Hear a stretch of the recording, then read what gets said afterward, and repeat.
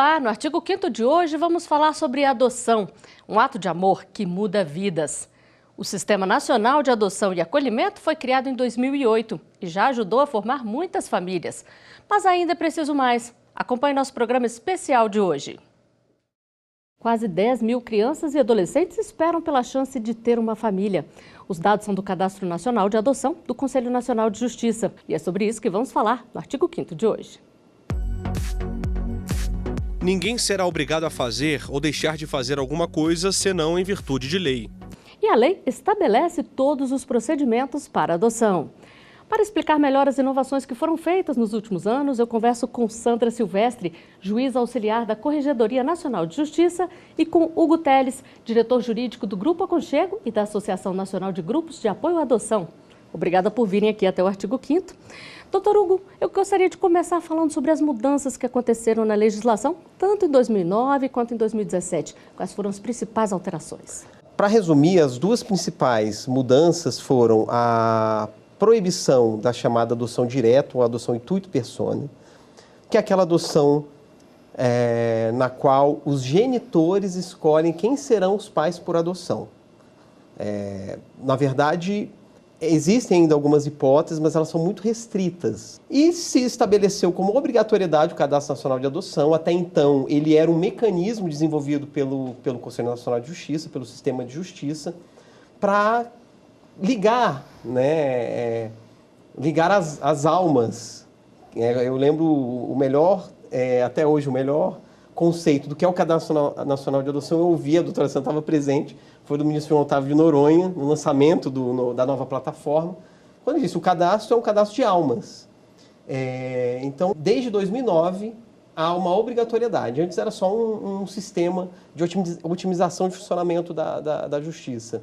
Agora, em 2017, com a Lei 13.509, houve uma revisão, então, dos procedimentos que existiam e esses procedimentos foram racionalizados, foram repensados e a principal mudança foi o estabelecimento de prazos, que não havia no sistema anterior. Então, há agora um horizonte a ser respeitado, por todos os envolvidos nos processos que existem em torno de adoção, e esse horizonte agora ele é a nossa meta agora, fazer com que esses prazos sejam cumpridos. Então vamos falar um pouquinho, juíza, desse cadastro de almas, que eu achei linda a definição também. Como é que ele funciona na prática? Uma das grandes mudanças é a mudança de paradigma.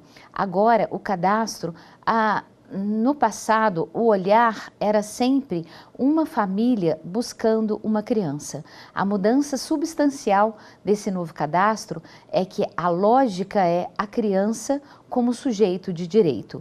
Então, houve essa inversão porque o sistema mudou também. E nesse novo cadastro nós temos uma série de inovações. A primeira delas é que existe num único sistema a mesma base de dados para crianças acolhidas e crianças que estão disponíveis para adoção, porque com isso é possível que se tenha toda a vida da criança ali, desde quando ela é colocada na condição de acolhimento até quando ela sai para a adoção. A senhora falou uma coisa interessante aí. Qual que é a diferença entre uma criança acolhida e a criança que está disponível para adoção? O acolhimento é o primeiro passo. Nem toda criança acolhida necessariamente irá ser colocada como disponível para adoção.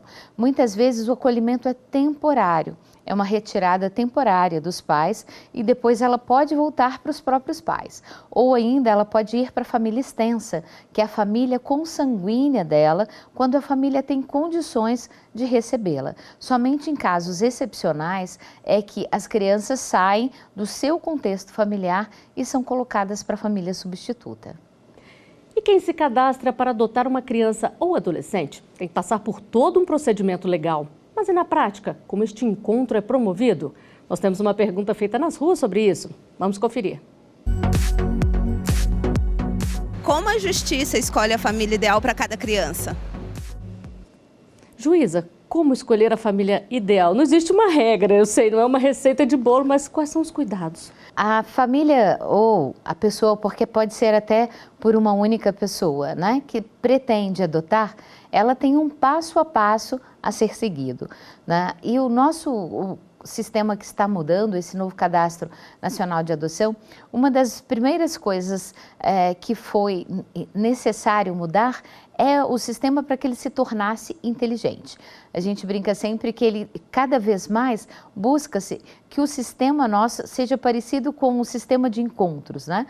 Eu ainda brinco, daqui a pouco eu vou ser especialista nesses sistemas de namoro, porque essa é a lógica, que o sistema do Cadastro Nacional de Adoção possa fazer esse match, que é esse encontro de perfis, como tem um site de namoro, que a criança possa ter um encontro com aquele perfil que a família indica. Então, a ideia é que o cadastro seja possível, através de um sistema, todas as noites, automaticamente, fazer essa ligação, esse batimento e fornecer para o juiz da criança uma lista de pretendentes que estejam relacionados ao perfil dele, automaticamente enquanto sistema. E no caso do nosso novo cadastro, ele vai além. Então, se por exemplo, o Hugo escolheu uma criança com 1 ano de idade, o nosso sistema avança um pouco mais e propõe 1 ano a mais ou 1 ano a menos no perfil de cada pretendente. Porque o ideal é uma coisa, mas quando você entra no sistema, você compreende que nem sempre a imagem que você tem é aquela que está diretamente relacionada às crianças que estão disponíveis.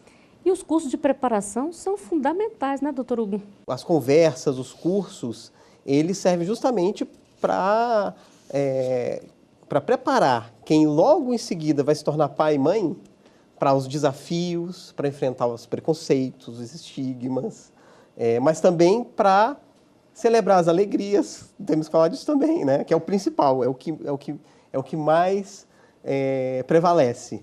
Mas temos então que, para celebrar as alegrias, para saber o momento em que elas vão chegar. Eu, com o olhar de grupo de apoio à adoção, digo também, não só os cursos são imprescindíveis, mas os encontros desenvolvidos, né? Tanto no pré-adoção, quanto no pós-adoção, ou seja, há encontros também, Brasil afora, para aqueles que já adotaram, esses encontros, esses debates, essas trocas de experiências são imprescindíveis. Mesmo porque esses encontros que existem durante o curso, onde várias famílias se reúnem, trazem uma coisa muito importante. Uma criança que vai para a adoção, ela não é uma página em branco, ela tem a sua história e essa história muitas vezes é traumática. Aqueles pretendentes, aquelas pessoas que estão abrindo a sua casa, o seu coração para receber, elas precisam compreender que elas vão dar amor, que elas vão dar carinho, mas que elas estão recebendo também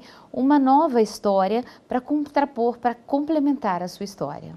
E nós temos mais uma pergunta feita nas ruas para ser respondida aqui pelos nossos convidados. Vamos conferir juntos. Toda criança tem o direito de saber que é adotada? Doutor Hugo, é um direito da criança? É um direito da criança.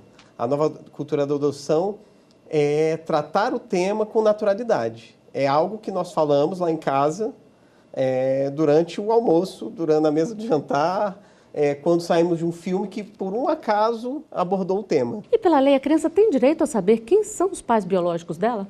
Aos 18 anos, sobrevindo à maioridade, os adolescentes, não sei se 18 anos ainda, já não mais adolescente, enfim, mas os recém-adultos, eles têm sim o direito, aí sim de formalizar, inclusive, um requerimento perante as varas de infância ou as varas do interior, quando não há vara de infância, nas varas de família, onde se processou o processo de adoção, e pedir cópia desse processo para conhecer a sua origem biológica, sim. Agora, mudando um pouquinho, vamos falar sobre adoção por casais homoafetivos, juíza. Ela não está estabelecida em lei, mas diversos juízes têm reconhecido. Como que o Cadastro Nacional de Adoção trata esse tema? Então, a habilitação do pretendente é uma decisão do juiz, né? Então, nós chamamos isso de um ato jurisdicional. Cabe a cada juiz decidir. Não existe qualquer vedação em razão do gênero, né? Então, o juiz, ao receber uma pessoa que pretende adotar uma criança, ele vai avaliar não se ela é homossexual, se não é, se tem relações homoafetivas ou não. Ele vai avaliar muito mais a questão relacionada à idoneidade, vai olhar os antecedentes e vai haver toda uma análise pelo grupo, né, que trabalha com o juiz, então de psicólogo, assistente social, sobre qual o contexto familiar em que vive, a estabilidade dessa família e vai dar uma decisão. O Cadastro Nacional, ele na verdade, ele só acolhe uma decisão tomada pelo juiz e dessa decisão, como em tudo no Brasil, cabe recurso também, que pode haver um recurso do Ministério Público quando entende que aquele casal ou aquela família ou aquela pessoa não tem condições de receber uma criança. Como aumentar esses encontros de almas que nós estamos falando aqui, né? Entre quem quer ser pai e quem está em busca de uma família. Juíza. Bom, da minha parte, eu tenho a dizer que cada vez mais o Conselho Nacional de Justiça tem se preocupado em trazer melhorias para o Cadastro Nacional. Nós teremos não só no link do CNJ, né, que é www.cnj.jus.br, se você digitar lá qualquer coisa, quer adotar ou passo a passo para adoção, você vai identificar o que fazer para adotar. E o recadinho do senhor?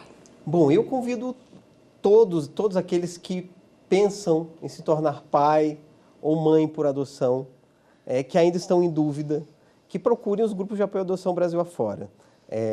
Aqui em Brasília, o nosso grupo é o Aconchego, o site é www.aconchegodf.org.br e da ANGAAD, que reúne os grupos de apoio à adoção no Brasil inteiro, grupos semelhantes, é www.angaad.org.br. Os encontros são todos gratuitos, somos todos voluntários, somos, na grande maioria, pais por adoção, ou pessoas que desejam se tornar pais e mães por adoção. E a nossa vida é compartilhada nesses encontros, as nossas experiências. Quem sabe lá, né, você que está em dúvida, encontre um caminho para formar uma família nova. E o que fazer para incentivar a adoção tardia e dar um lar para crianças e adolescentes que muitas vezes já perderam a esperança de ter uma família? É o que vamos mostrar no próximo bloco. O artigo 5º volta já.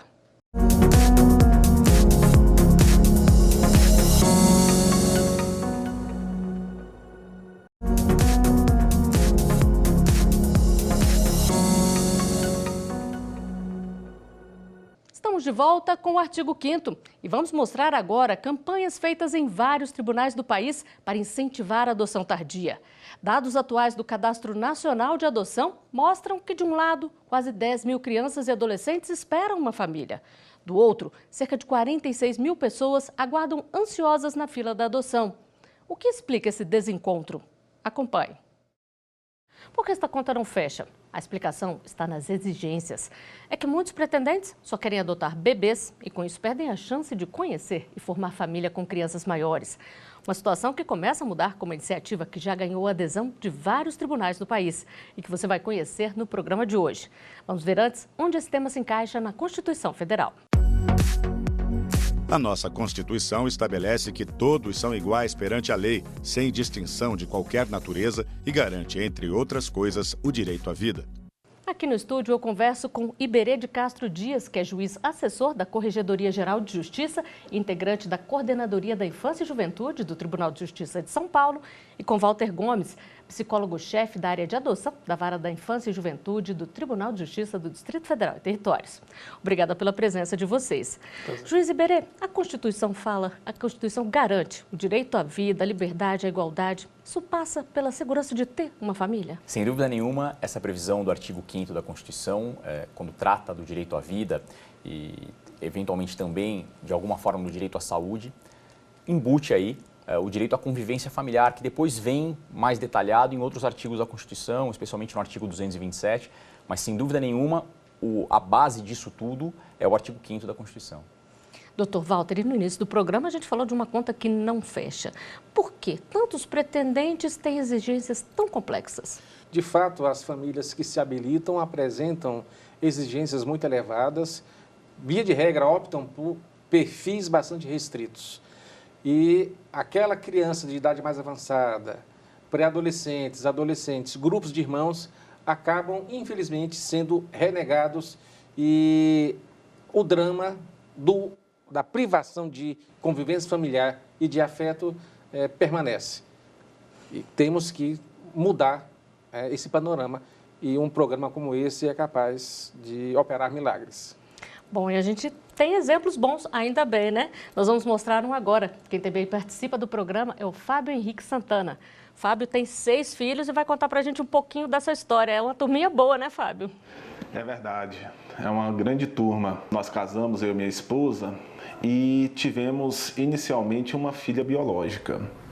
Durante 7 anos, nós permanecemos somente com essa filha. A gente gostaria de ter filhos que um convivesse com o outro na mesma faixa etária. Então nós buscamos a vara da infância para iniciar o processo de adoção. Então nós queríamos crianças um pouco mais velhas, que tivessem mais ou menos na faixa etária na qual a nossa filha estava, que era de 7 anos, e a vara nos apresentou um casal de irmãos. Tinha um terceiro irmão que não estava incluso ainda na adoção. Eu e minha esposa verificamos, vimos que ele foi se aproximando de nós, e aí na conversa a 2 que nós tivemos, optamos em levar as 3 crianças para casa. E foi aquela festa, né? De um filho só, passamos agora para ter 4 filhos. E nós temos uma surpresa aí logo depois. Minha esposa começa a passar mal, estava grávida há 4 meses. Então nós saímos de um filho e pulamos para 5 de uma vez só. E logo depois teve outra criança ainda. Exatamente. Aumentamos a família mais uma vez. Então estamos com 6 crianças na nossa casa. Claro que os outros já tem adulto, já tem adolescente e tem crianças. E você ficou curioso em saber qual é esta iniciativa que pode ajudar a incentivar a adoção tardia? Pelo menos 5 tribunais brasileiros estão usando a internet a favor de crianças e adolescentes que esperam por um lar. Em campanhas online, eles contam um pouquinho de histórias que antes ficavam escondidas nos abrigos. Vamos assistir a trechos destes vídeos e a gente começa pela campanha do Tribunal de Justiça de Pernambuco, o primeiro a usar as redes sociais a favor das crianças. Pode mostrar aqui.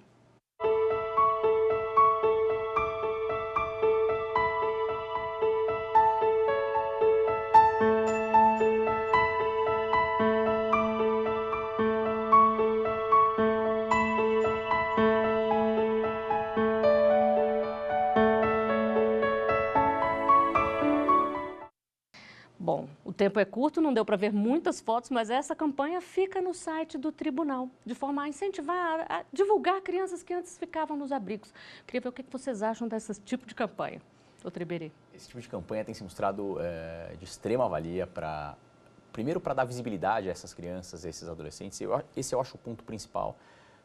Ao longo do tempo a gente vai ver outras campanhas de outros estados e o enfoque, de alguma forma, sempre passa por isso, a mostrar quem são essas crianças, esses adolescentes. Mais que isso, mostrá-los como sujeitos de direito, como sujeitos integrantes da sociedade. E essa forma que foi encontrada por vários tribunais de mostrar essas crianças por meio de fotos, de depoimentos, de vídeos, tem se mostrado de enorme valia. Claro que, no fim das contas, isso também, a ideia também é acabar ampliando o espectro de pessoas que aceitem a adoção de crianças com mais de 8 anos. Esse é um resultado final. Mas a principal ideia, eu acho que a principal vantagem dessas campanhas é mostrar essas crianças, tirá-los da invisibilidade. E o senhor, doutor Walter, como vê essas campanhas? Com certeza está se rompendo esse véu da invisibilidade a que crianças e adolescentes cadastrados para adoção estavam submetidos. Houve uma ousadia por parte de diversos tribunais e, de certa forma, essas ousadias, na verdade, implicam um cumprimento do que está previsto no Estatuto da Criança e do Adolescente, de possibilitar, na medida do possível, quando se mostrar conveniente, o contato entre interessados na adoção e a criança ou adolescente que se encontra apto para tal. E as ferramentas devem ser diversificadas e postas a serviço do bem de crianças e adolescentes que estão necessitando experimentar o chamado pertencimento familiar. Então, com certeza, os resultados têm se mostrado efetivos e estão a incentivar a que outros tribunais de justiça do país adiram a essa proposta. Primeiro de tudo, é importante deixar claro que mostrar crianças e adolescentes que vivam nas casas de acolhimento não tem nenhum impeditivo legal.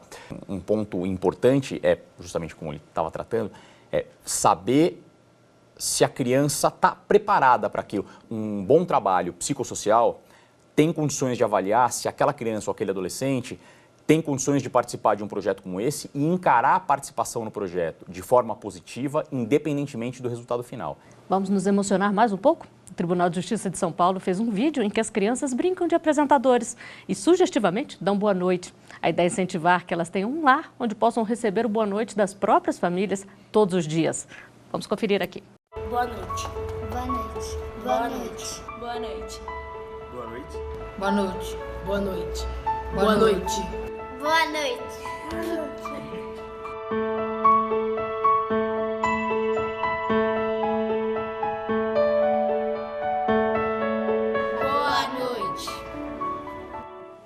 Bom, sem dúvida nenhuma, essas crianças merecem um bom dia, uma boa tarde, uma boa noite, merecem todo o carinho, né? Claro, essa foi uma campanha idealizada no Tribunal de Justiça de São Paulo. São crianças e adolescentes por quem inicialmente não havia nenhum interessado. Se não fosse a campanha, essas crianças estariam fadadas a ficar até os 18 anos na casa de acolhimento. É muito importante que essas famílias habilitadas que tenham estabelecido um perfil tardio conheçam a história processual dessa criança ou adolescente e que, idealmente, essa criança ou adolescente que será apresentada a essa família também recebam informações prévias a respeito do perfil dessa família. Então, uma sensibilização prévia pode garantir um encontro cercado de sucesso. Alguma dica aí para os pais facilitarem esse processo de adaptação? Veja, é muito importante a preparação da família como um todo. Eu sempre costumo destacar que a adoção não pode ser o reflexo de um desejo solitário, de um casal ou de um requerente apenas, na hipótese de ser solteiro. É importantíssimo que os demais membros da família extensa participem daquele projeto, porque a criança não será apenas filho, ela será filho, será sobrinho, será primo, será neto. Então, é indispensável que os membros da família extensa também gravitem em torno daquele projeto. Então, quando há uma participação de toda a família e a adoção se torna prioritária na agenda de vida daquela família, com toda certeza, os resultados são alvissareiros. Geralmente, quando tem família, é priorizada a adoção conjunta, né? Entre irmãos, sim. A preferência sempre é para que os irmãos sejam encaminhados para o mesmo núcleo familiar. O que eventualmente pode acontecer é que irmãos com diferenças de idade muito grande não tendo vínculo entre si. Isso pode, eventualmente, possibilitar a adoção por duas famílias diferentes. Bom, nós estamos chegando ao final do programa. Vou chamar o Fábio aqui mais uma vez para agradecer. Fábio, muito obrigada por ter vindo aqui contar a sua história e, quem sabe, você consiga incentivar mais pessoas a agir como você. Obrigado, Flávia. E a adoção tardia realmente é uma opção de muito amor que as famílias podem dar a essas crianças e para si próprio também. Eu falo seguramente que uma das melhores experiências da minha vida foi a adoção dos meus filhos. Bom, tomara que a gente consiga incentivar mais pessoas. Muito obrigada pela participação de vocês aqui conosco. Obrigado. E antes de encerrar, a gente mostra para vocês mais uma história de como esse gesto de amor, a adoção, pode mudar vidas. 1, 2, 3, 4, 5. A família Oliveira Guimarães cresceu de uma hora para outra. O casal, que já tinha 2 filhos biológicos adultos e 4 netos, decidiu mudar a história de 5 irmãos. A gente ia separar, meus irmãos, cada um ia para uma família, e eu e o meu irmão de 11 anos, a gente iríamos ficar lá. Vera é gestora social e conhecia de perto a história das crianças.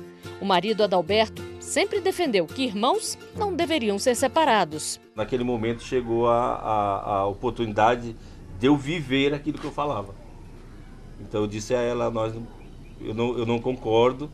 E ela disse, mas o que nós podemos fazer? Eu falei, vamos trazer os 5. Não importa os nossos cabelos brancos, nós somos pais e estamos contentes, felizes de ser pai, né? Bem, de novo, uma oportunidade. Agora mais maduro, mais, né? Eu acho que a gente aproveita muito. Esse momento ele vai servir não só não só serviu para nós, como para outras pessoas também verem e saber sair também desse comodismo, né? De olhar e dizer, eu também posso fazer. E eu acho que se todos tiverem essa consciência, eu acredito que menos crianças estarão nos orfanatos.